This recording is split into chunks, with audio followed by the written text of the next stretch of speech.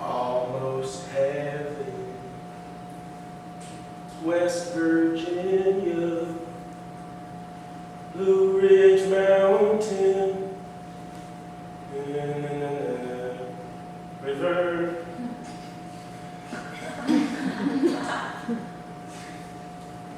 Life is old there, older than the trees, younger than the mountains, blowing like a breeze. Country roads, take me home to the place I belong. West Virginia, mountain mama,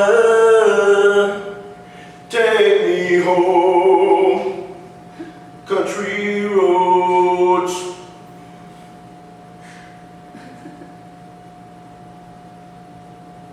All my memories gather around her. Miners laden in water, dark and dusty, painted on the sky, misty shade of moonshine, teardrop in my eye. Country roads, take me home to the place I belong. West Virginia. Oh. Hello. Hello. And welcome to my white black box theater. You get a 401k. You get a 401k. Look under your chairs. It's a 401k. Just kidding. Haven't you heard? 401ks are out. It's Roth IRA or bust. As I said, welcome to my white black box theater. Here, I will perform for you the riveting tales and wondrous times of me, Chris. Here, I will perform literally anything I want, because I can, even if nobody asked. A little about myself, since you asked. I live in New York. Shout out to my parents for the apartment. I'm just kidding. I pay for my apartment. I had a grandfathered rent control rate of $55 a month, but hey, I'm paying something, am I right? Good ball. Now, a bit more about myself. I live in Manhattan, in Midtown, and well, it seems that's all that comprises my personality. Oh, I remembered something. I'm socially liberal, fiscally conservative, and morally decrepit. And I love The Office. Best piece of art ever made. Hands down. Well, besides this one, of course. Getting back to the point, congratulations! You have found yourselves in the primordial origins, the ancient cesspool of life, of the artistic white. A black box theater, where the real heavy stuff happens. Not your everyday entertainment, where we're all POC. The C just happens to be Caucasian. Where the mantra is, how else can I learn about different cultures if I don't disrespect them? This is where creativity and innovation meet and then somehow vanish. Never to be seen again. And in their place, Why, a production of the tried and true classic Macbeth, of course. But you see, this production is different because we're examining the underlying homosexual tension between Macbeth and his dagger in a way that...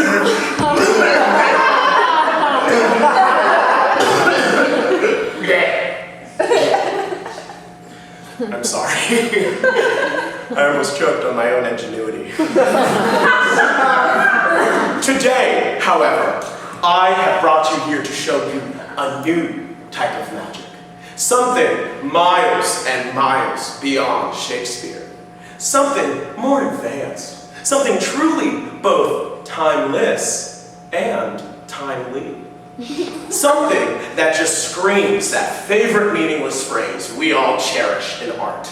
Now, more than ever. Something that has certainly never been done before. I present to you the most interesting thing you will ever see from me.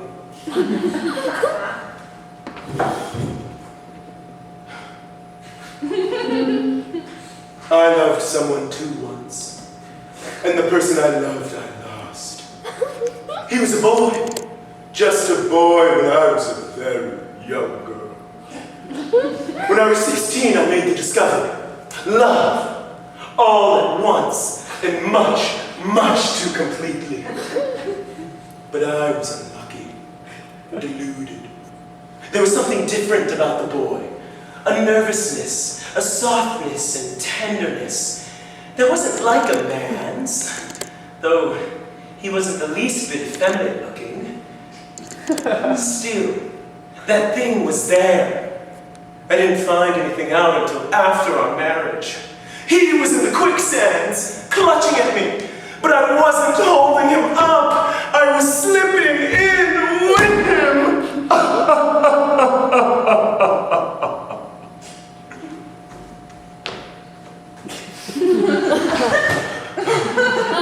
Then I found out, in the worst of all possible ways, by coming suddenly into a room which I thought was empty, which wasn't empty, but had two people in it. The boy I married, and an older man who had been his friend for years. Afterwards, we pretended like nothing had been discovered. We danced the Varsuviana.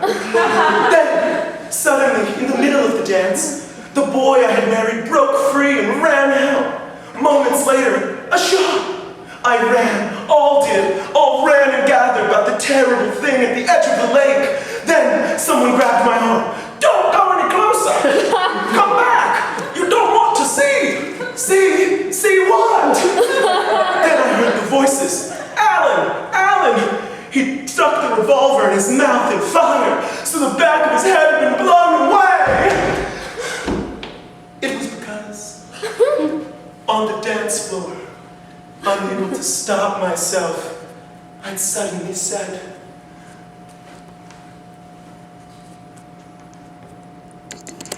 I saw. I know. You disgust me. And then the light which shone on the world was turned off again. And never for a moment since has there been any light stronger than this.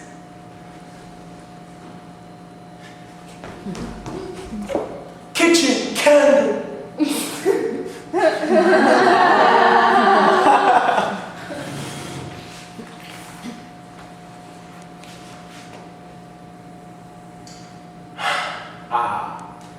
Discourse.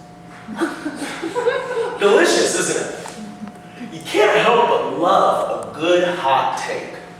Something to really sink your teeth into and say, I'm not sure I agree with this. Or even if I really understand it.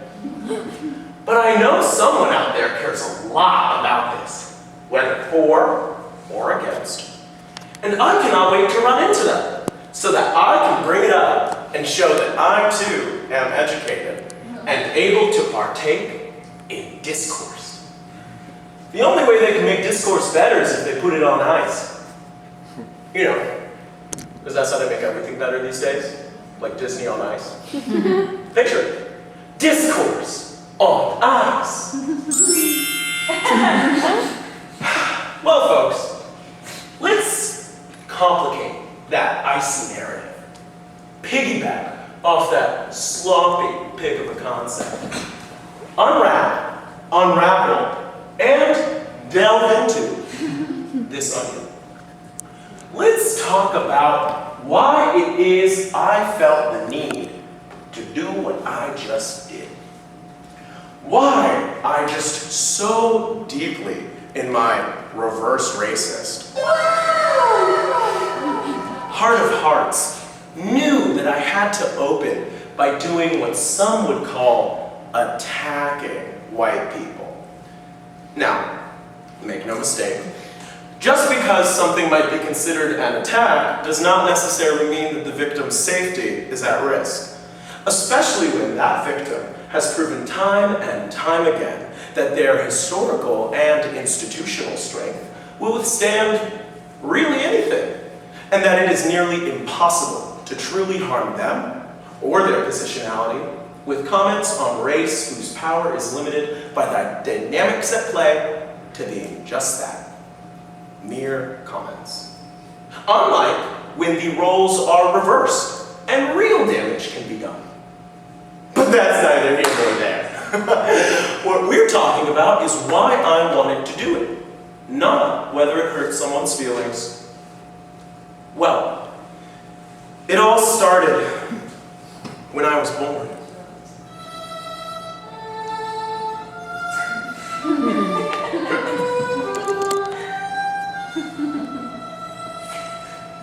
Have you ever considered how jarring it is to walk into a room and find that you are the only one who's naked? That's the kind of shit we have nightmares about as adults. Now, imagine it as the first thing you ever experience because you're a newborn baby. That is my first trauma in a long list of things that keep my therapist well employed. Well, first, if you don't count the inherited intergenerational trauma we all know and love. Honestly, if we really wanted to be progressive parents, we'd all be naked at the baby's birth, in solidarity.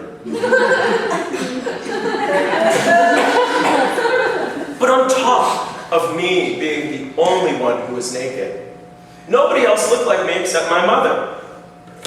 In America, over 75% of OBGYNs identify as white or Caucasian, and it's over 70% for primary care physicians. So in my case, at least, it was a bunch of clothed white bodies welcoming my naked brown body into the world. Them and my mother. My father had left the room for fear of vomiting, which would later prove with time to be a theme, as he slowly left my life in every other way, as they do. Honestly, if a father is present, is he really doing his job?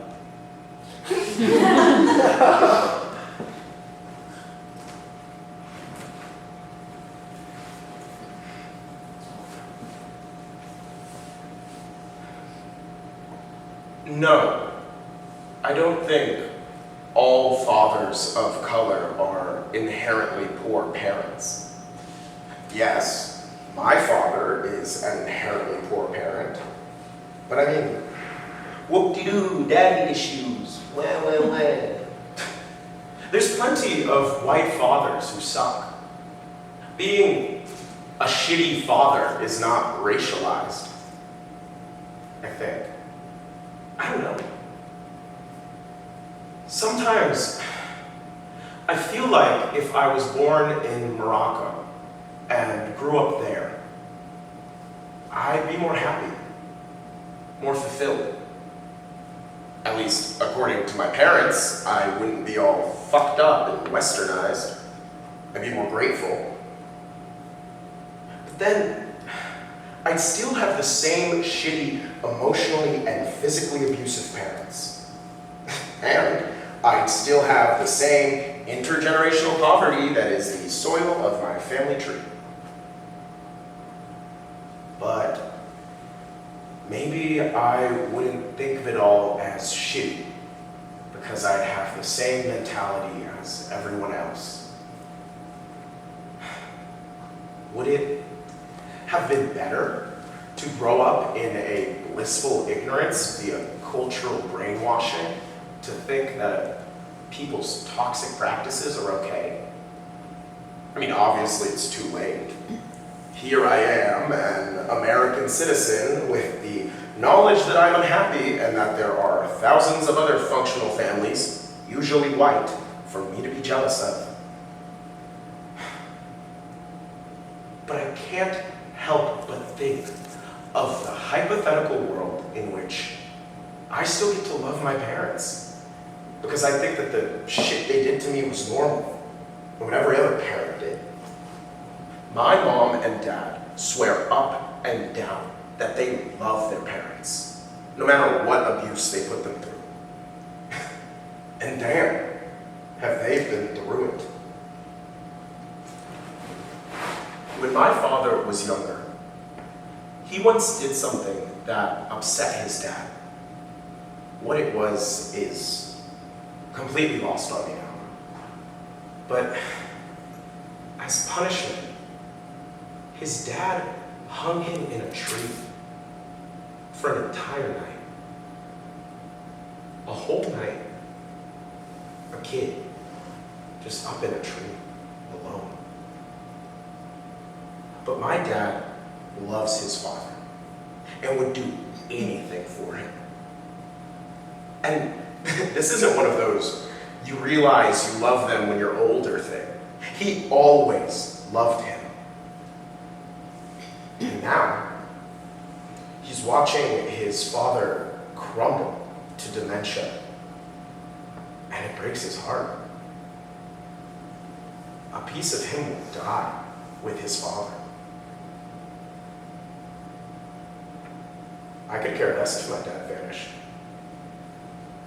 Would he have been different if he grew up in America surrounded by Western sensibilities that would have basically convinced him to be unhappy?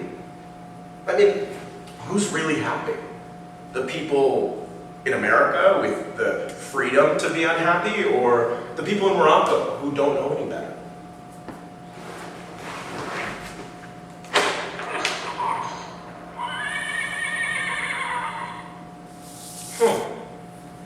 Interesting. Though I guess it's better that all of the white people were clothed. I mean, white people naked. Have you thought about that? I've thought about it a lot. And it's scary. Especially in the context of sex. Actually, I've been thinking a lot lately about white people having sex. Not in like a hot way, but in like a scientific way. Or like the way you think about how ducks have sex. If you were studying ducks, because there were just so many fucking ducks everywhere, and you were trying to figure out how to stop them from breeding to, I don't know, maybe even the playing field or something? Yeah, like the ducks. So I've been thinking about white sex. And here's my current question.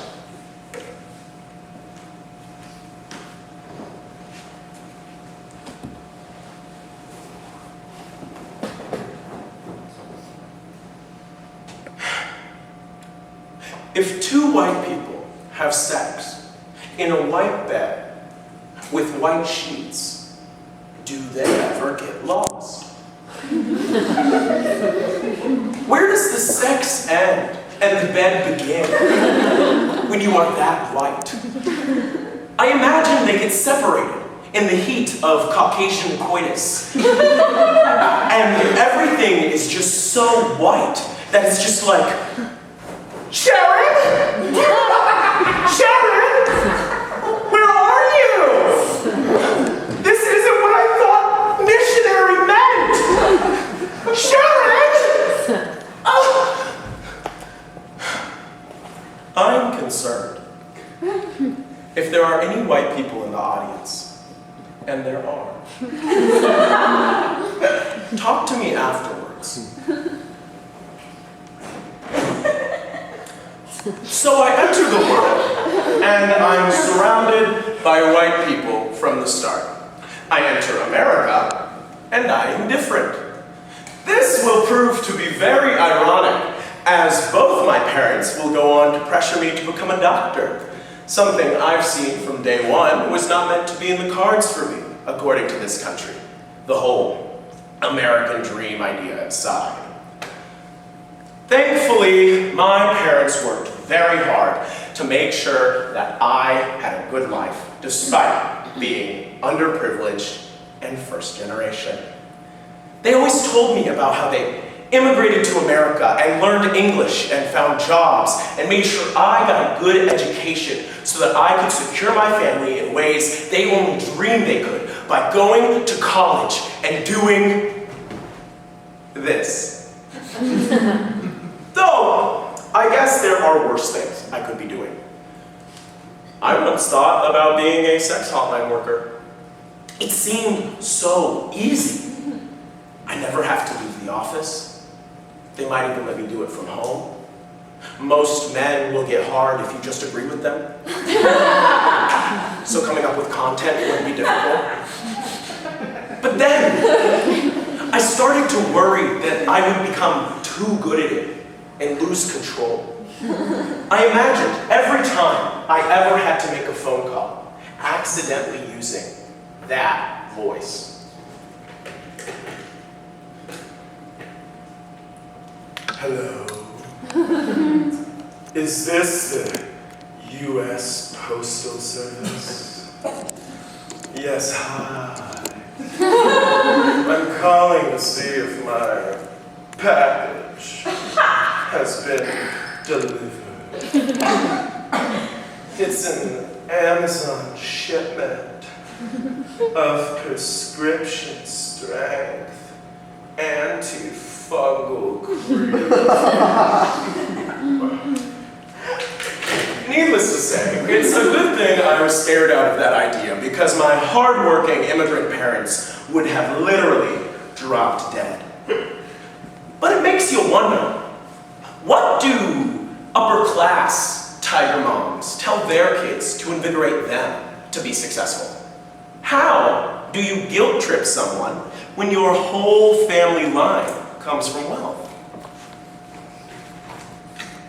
Me and your father did not paddle a boat while I was pregnant with you, all the way from Martha's Vineyard, for you to now go to college. Fuck escaping Vietnam. You ever been to Martha's Vineyard? I tell you, it is no replacement for Nantucket. When I was younger, I thought Martha's Vineyard was a cooking magazine. That's how poor we were. Or how dumb I was. One of those. As a kid, I was so unhappy with my socioeconomic status that I pulled some Jeff Dunham shit and created this character named Chris. In contrast, my name is Tarek Ziad. Most people cannot say any of those three words correctly. But absolutely nobody can say Ahmed. Literally, the open H is nearly impossible for English speakers to make. They end up putting on the emphasis as if halfway through I stuck my hand in your mouth and flicked your uvula. You go, Ahmed. Actually, for the sake of science and a little fun, let's try it now. On the count of 3, everyone try to say Ahmed. Don't worry about getting it wrong. Just try, okay? 1, 2, 3. Wow! That, my friends, is what we call a hate crime. And I'm calling the police. You're all going to jail! I'm just kidding. They'd probably arrest me somehow. But you get the point. I'm Tarek. He was Chris. The name comes from this blonde boy in 3rd grade named Chris Baker, who was simply perfection and popularity. I was unfathomably jealous. Looking back, I probably had a crush on him. Yikes. Realizing you have a crush on a white man. Now there is a trackable motif in my life. Ironic, I know. But hey, how else am I supposed to get a sense for what colonialism feels like? For this demonstration, we'll be using this blobfish I purchased online for just $20. No implied meaning whatsoever. As you can see from this representation, obviously, Chris was white. My imagined version of Chris had short brown hair and the kind of neck that leaves more to be desired in terms of necks. Hey, I was being realistic, not making my delusional fantasies too unattainable. I never had an imaginary friend that I actively played with, but whenever people asked, I would describe Chris.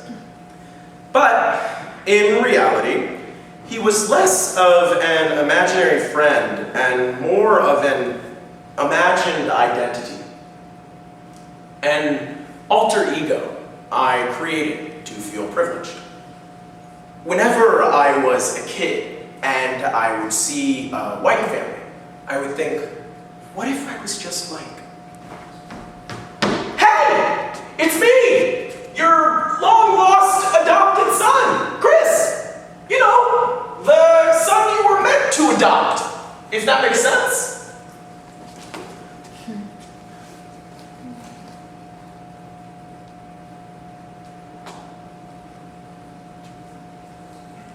Whenever I signed up for games online, I would use the name Chris. Medieval fantasy, Chris slayed countless dragons. Neopets, Chris took care of those pets like it was his job. Coolmathgames.com, Chris was an algebraic genius. I would stand in the mirror, pulling at my hair, wishing it was like Chris's. Chris never worried about money. Money didn't matter to Chris because he was imaginary. Duh. But I knew that if it did, he would have plenty of it.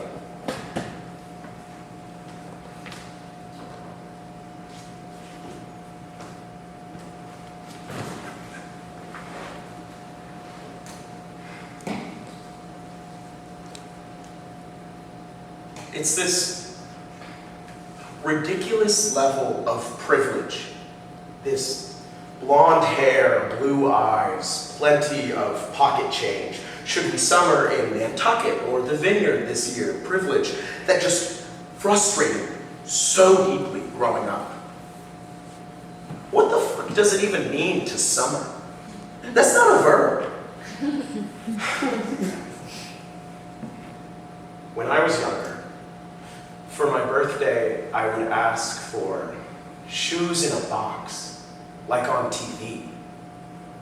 Because we always got the ones from Walmart that were tied with a bungee string, hung off of a miniature wire hanger. And even now, when I have money, my internalized poverty won't even let me spend it in the ways I'd like or deserve. It is a constant battle to treat myself. And it makes me so angry. I get so fucking angry just thinking about people with money who can spend it like it's nothing. Usually, white people with money. even though I know there's plenty of rich brown folk. It's unhealthy. I know it's unhealthy. And I know they are usually nice people more often than not. But I can't help it. I can't help but hate them. And as an extension, have everything they do seem ridiculous and frustrating. I become predisposed to hating the things people do or the art that they make just because they're white, which I know usually isn't fair and just harms me because it makes so much of theater insufferable to me. Theater has become this privileged thing. And the most successful people are these kids whose parents put them in performing arts classes from the age of 2 because they could afford it and because they'd support their kids doing anything their heart desired. And it just leaves me incapable of respecting anything that they make. And then, in a broader sense, I see anybody living a happy life, doing what they love and caring so little, while I sit here floundering alone in the universe, having to be self-sufficient because my parents fucking disowned and excommunicated me for being queer, because that's what our culture says, because we're not from Switzerland or something, and I just want to punch someone. But then I'm like, well fuck, is that just a violent tendency ingrained in me by my violent upbringing? And it's like, give me a fucking break!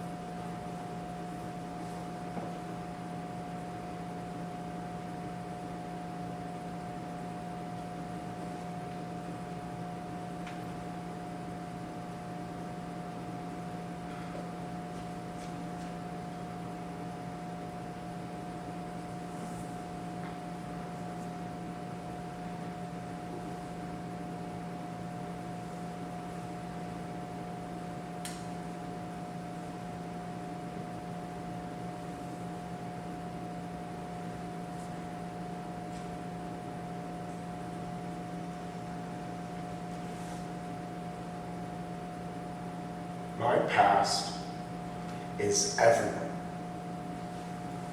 and its effects are pervasive and sick, like inequality in America. This rearing has held me in a vice grip, and every time I think I'm excelling, I remember where I've come from, and that I am just a visitor to the culture of success, not a native, and that this was not meant for me. Whatever riches I have or will have are technically an exception to the rule. In terms of oppressed communities coming up, my doing so is technically abnormal, and that's frustrating. I can't even revel in it, because I'm just reminded of what it all comes down to: luck. I'm lucky because the odds were against me. And so, me making it is not just a story of hard work, which it is, but also of luck.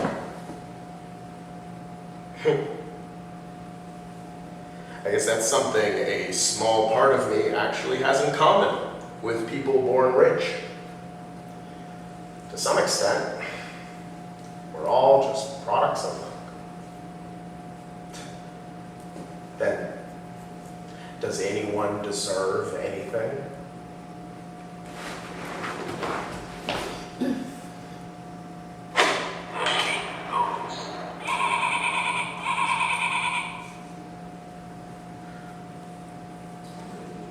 So when your model for success is a blobfish, how do you overcome such deep-seated inferiority complex? For many, the answer is therapy. But when 40% of POC do not have access to healthcare, it's not that easy. No, the introspection and self-reckoning that has to be done alone is ridiculous. And it's not just me. Odds are, many of the POC in your lives who grew up in America also grew up imagining they were something else, playing pretend in ways more harmful than playful. Hell, I didn't even know what therapy was. Closest thing I could conceptualize to therapy was in those shows like America's Got Talent, when people would introduce themselves before they performed. Simon Cowell would be like, "What's your name, man?" And then suddenly,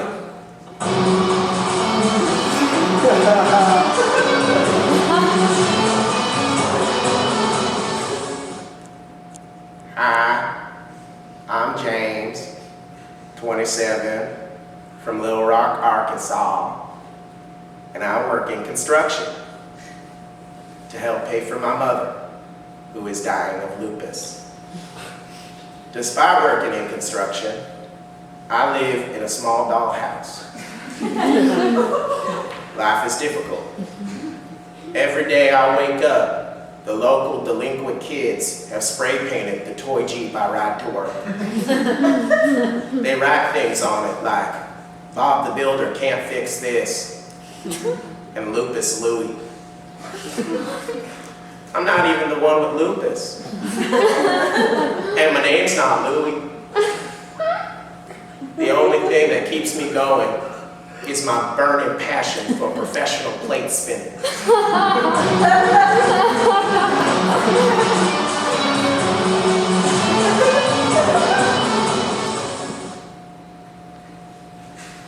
Sir, we just wanted your name. And if there's one thing you don't do in an immigrant household, it's overshare. Until you got money to put in the bank, you keep those feelings where the sun don't shine. And even as I grew, and my understanding of therapy got a little better, all I believed was that you laid out on some couch, made some sort of grand statement like, "And that's why I'll never find love. Or more specifically, love will never find me." And gotten some response from a detached doctor who might as well be a disembodied head that just goes oink or moo. And then you're just supposed to be like, "Oh, that makes sense." And so I, like many brown youth, did not have therapy to overcome the internal issues tied to my identity until much later in life. No, we had only self-deprecating humor. That and trying to feel better about our minority status and trauma by taking advantage of it in places with endless pity, despair, and the sweet rewards that come with it. We literally became the pimps of our own life stories. There was originally a bit here delving into the intricacies of this in settings such as college admissions, grant applications, and posh dinner parties, but it's been redacted in order to preserve timeless trade secrets at the request of the COSTRI-OTATP. For concerns, you may call 1-800-GOTTY. That's 1-800-568-8336. Again, 1-800-568-8336. Standard messaging and data rates may apply. What I can tell you about is that self-deprecating part of how we simple oppressed cope. Now, of course, the topics we self-deprecate through actually don't often center on race, because that would be too on the nose or uncomfortable. Though, we do sometimes do it, usually to make you think that we are incredibly comfortable in our racial positionality by showing that we too can make good joke. For example, I'm Muslim. Now I know what you're thinking. Whoa, he's edgy. Someone's into counterculture. Well, you're right. No, in actuality, the only thing extremist or radical about Islam is Ramadan. Compared to other religions' fasting practices, absurd. But actually, the religion is mad basic. In fact, I sometimes have a small life crisis about how, in many ways, I follow a religion that a toddler could have created. Literally, the entire thing, little known fact, is centered around a point system. It's these things called hasanat that you get for doing good deeds. A lot of points gets you into heaven, and certain things are rated higher than others, thus giving you more Muslim points. I once walked into a room, and my grandmother was there. So I said, salam, which is an informal way of saying hi in Arabic. You can pay me for that explanatory comma later. So I said, salam, and she goes, hey! Absolutely not! You walk out of that room, and you greet me with the full phrase. You know damn well we both get 30 times more points if you say assalamu alaikum. And I will be damned if I don't get into heaven because you were lazy. And so, I had to walk out of the room and walk back in.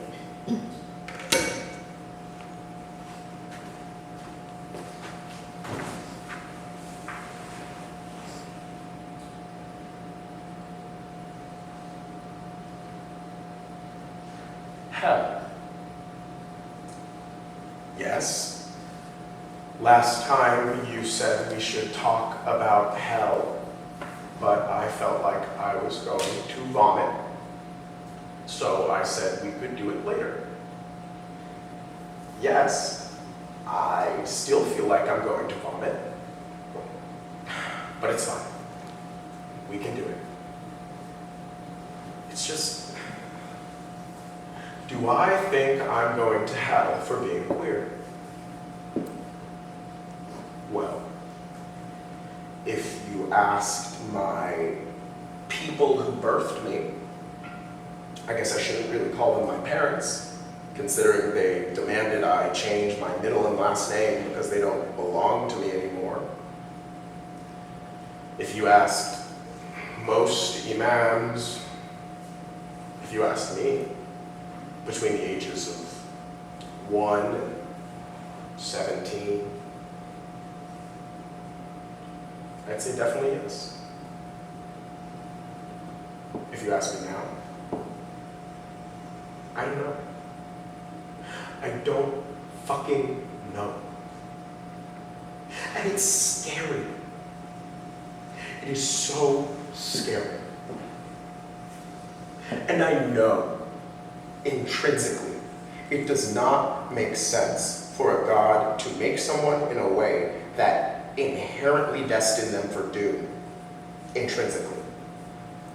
Unless, of course, you believe in the whole, everything is a test, and so God has chosen you to see if you can hold fast to your religious ways and resist your sodomistic urges. But if you ask the dating apps on my phone, that ship has certainly sailed.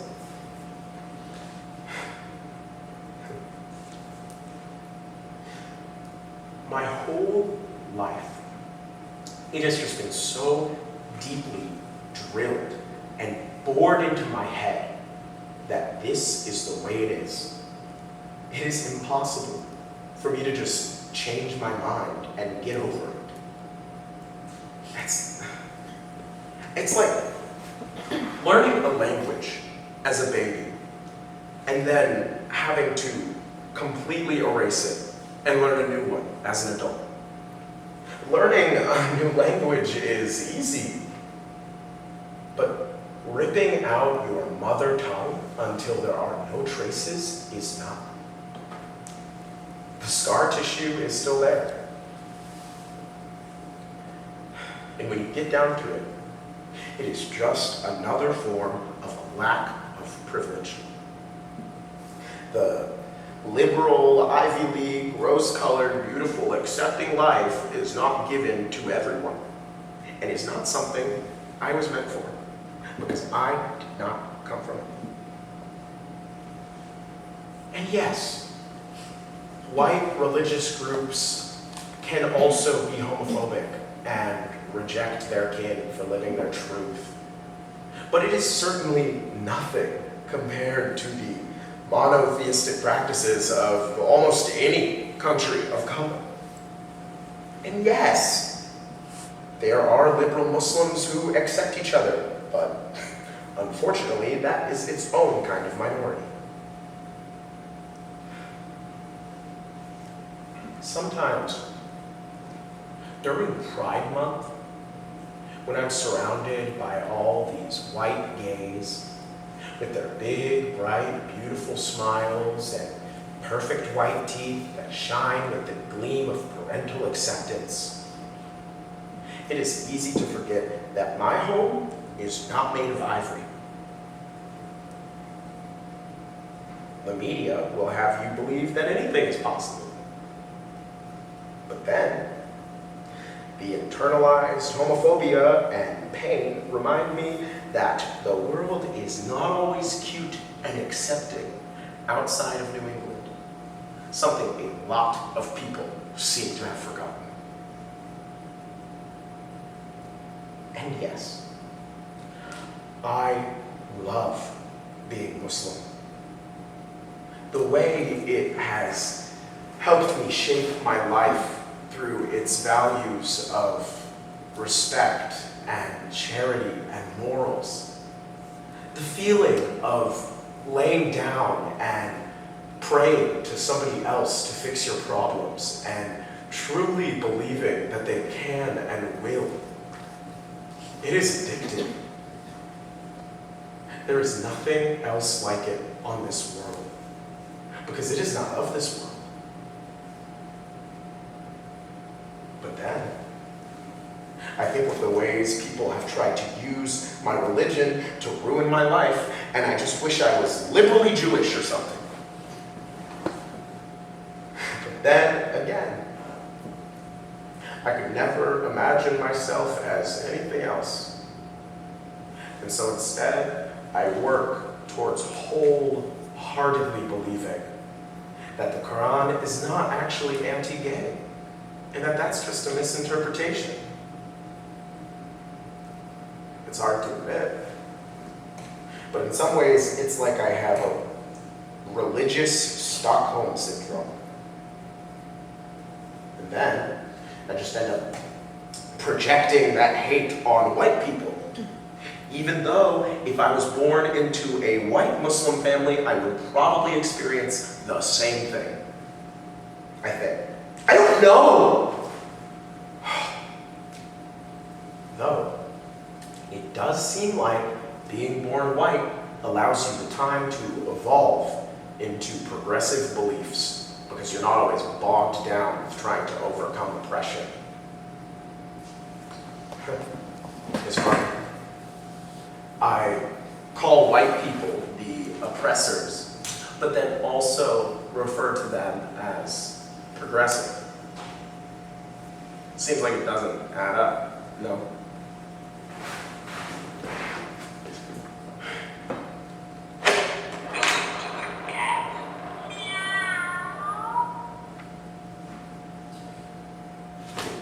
But that's just my religion. Truly such a quirky girl.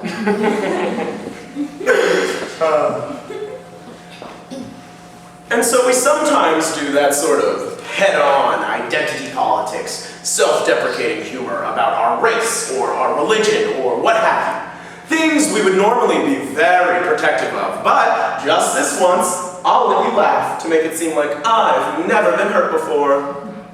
Or, on the other end of the spectrum, we can actually release our internal racial tension by telling you ridiculous shit about our ridiculous lives that actually doesn't center on race, so that you'll laugh at me and I'll be validated for existing even though I'm brown, as if my zany flaws make up for it.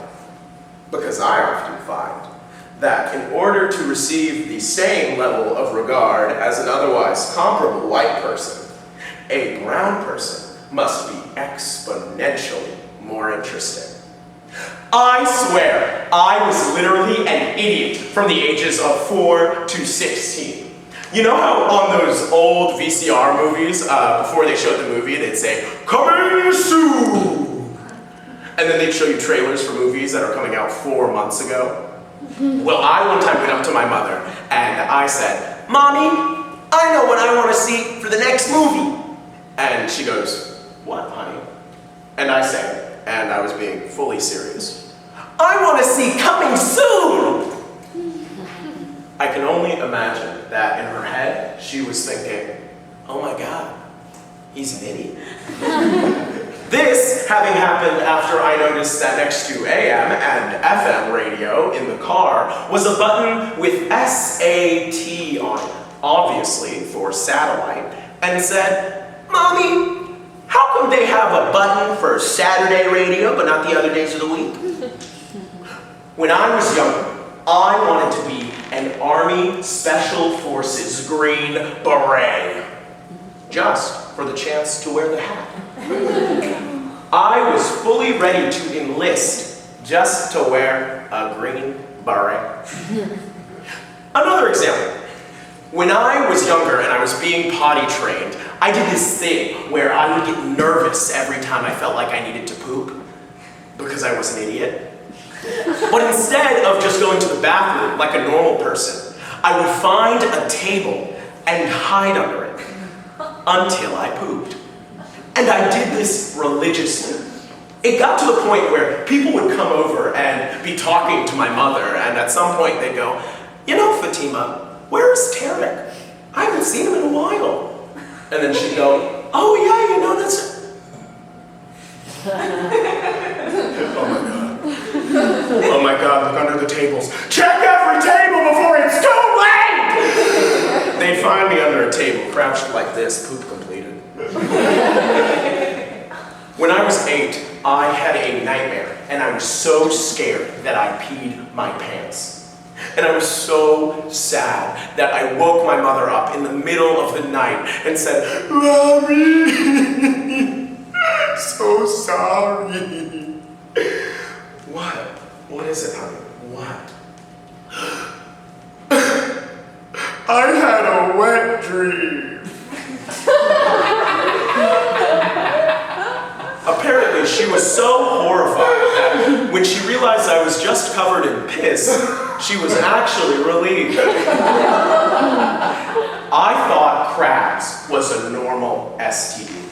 Then, I found out that it was actually literal microscopic crab-looking things that moved into your nether regions, and I was blown away.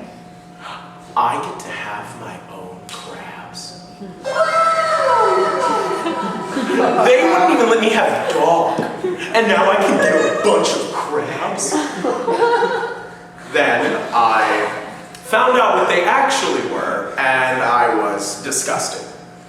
Slightly more intrigued, but disgusted. And even now, as an adult, I am dumb.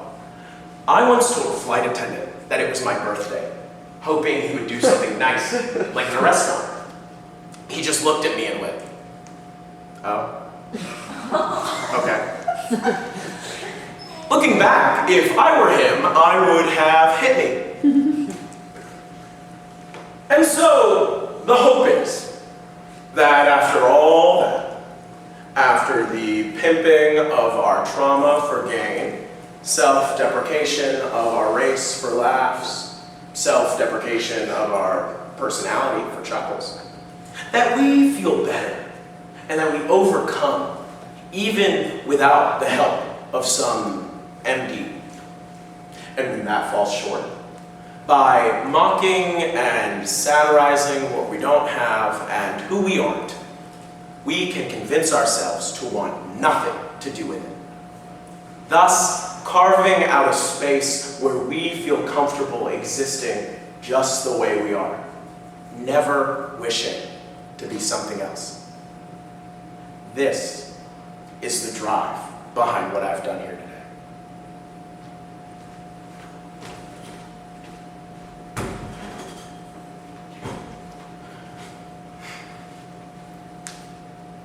A baby stops crying when you laugh at it enough, because in its resulting confusion, cognitive dissonance, and amusement, it forgets it was sad. My mother used this trick on me when I was younger, and I used it on my brothers. If a baby ever starts crying, you come down to eye level with them, look them dead in the eyes, and start laughing hysterically. They almost always eventually stop crying and start giggling right along. Just like laughing at crying babies, if I can present my life and my internal struggles to you in a way that is conducive to you laughing at my problems, maybe they won't feel so serious. I can apply whiteface in a, if you think about it, kind of sad attempt to mock something a real part of me wishes I was. Joke about how brown communities often don't have access to healthcare, and try to make my shitty life feel worthwhile and entertaining with cherry-picked stories of prepubescent idiocy. And if you laugh, maybe it won't be so bad. And when I finish telling jokes about things that used to make me cry as a kid, and I step off the stage, I can keep laughing too.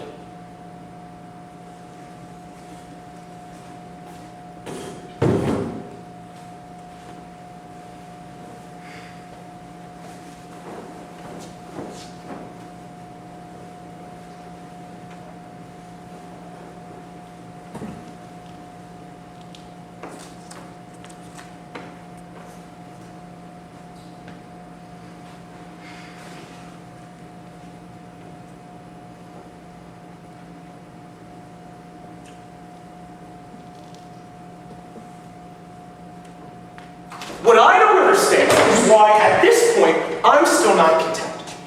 If all of that worked, why would I still feel the need to make fun of white people in the way I did and do? After however many years of roasting the whites, shouldn't I be over it by now? It's like nothing I do is effective. I try all these methods, all these suggestions you've come up with or I've come up with, but nothing is kicking it. I know they say that you should just not let others affect you, but fuck, it's not that easy. If we're being completely honest, I feel like all of this has been really optimistic. And not really the whole truth or how any of this works. The fact is, these fixes are just temporary. Pretty concepts that work in theory, but not always in practice. I will eventually stop laughing and go back to feeling shitty. And at this point, when my giggling ends, I just feel like an idiot who wasted his time.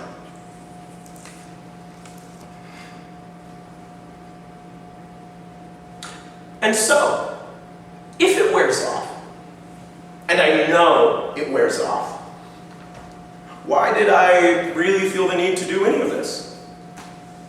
That was supposedly the whole question of this thing, right, from the very beginning. Why did I just do what I just did? So there must be an answer, right? Otherwise, this whole thing was just a waste of space. I set out to do this thing, that I claimed was for me to teach you something through a combination of shock factor and laughs. Something about me, or you, or us, or race in general. But in reality, I still don't know what I'm teaching. How the fuck am I supposed to deliver to you a message of POC making fun of white people to feel better about themselves, when in reality, I have never felt better about it? And I've told a lot of jokes about white people in my life. Fuck. I even have a shitty, mean list of jokes in my pocket. You chalky-ass, Clorox bleach, tofu-looking, white picket fence. You coleslaw-making, strawberry milk drinking, cross the street when a black person's coming dry erase board looking ass. You white bedsheet wearing, paint primer looking, Humpty Dumpty eggshell ass. None of it works. It's just divisive and shocking. I laugh, and you laugh, and we're all laughing. But you just leave thinking, wow, he's funny. And you know, he's really gone through a lot, persevered. But yikes, is he jaded? That made me feel weird. And I'd be thinking, why the fuck do I even care? Because I do care. I care so much about what people, especially white people, think. And that's the kicker. It's like it's embedded in my DNA to care. Like I'm still enslaved to you or your opinion. It is somehow self-imposed and completely out of my control at the same time, and I can't explain it. People like to think of these things, these shows, as retrospectives by POC who can talk about their process of growth because they've completed it and are now these super beings, incapable of feeling inferior and somehow absurdly comfortable in their own skin. But if I had any self-respect, I wouldn't have done all of this to begin with. I would have just put on a production of Company and cast myself as Bobby because I love myself so much. I would show off probably a fucking day.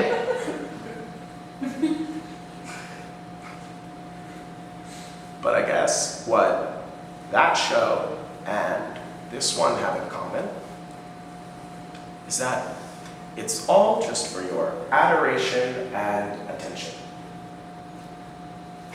That's the real core of all this. The big why. I just wanted you to find me entertaining, to love and pity me. Fuck self-worth derived from an internal source, am I right? I can't do it on my own. What Chris thinks is still important. I'm not happy being brown here. I live somewhere where I am not the norm, and the culture I claim and that claims me has abused and neglected me. That pain will always be a part of me, until the day I'm too old to care about what anybody thinks about me anyway, the way all old people don't.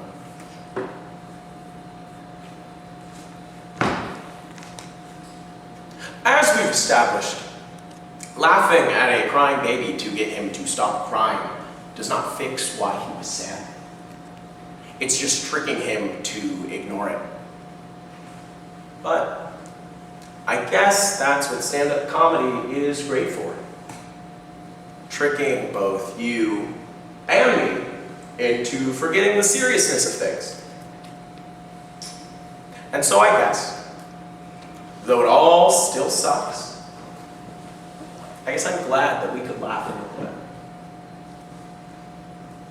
If you can't fix a problem, Or what might be better to say is if you don't yet know how to fix a problem, might as well enjoy some frivolous distraction. And I guess the attention is nice too, for what it's worth in the moment. See you at the next open mic!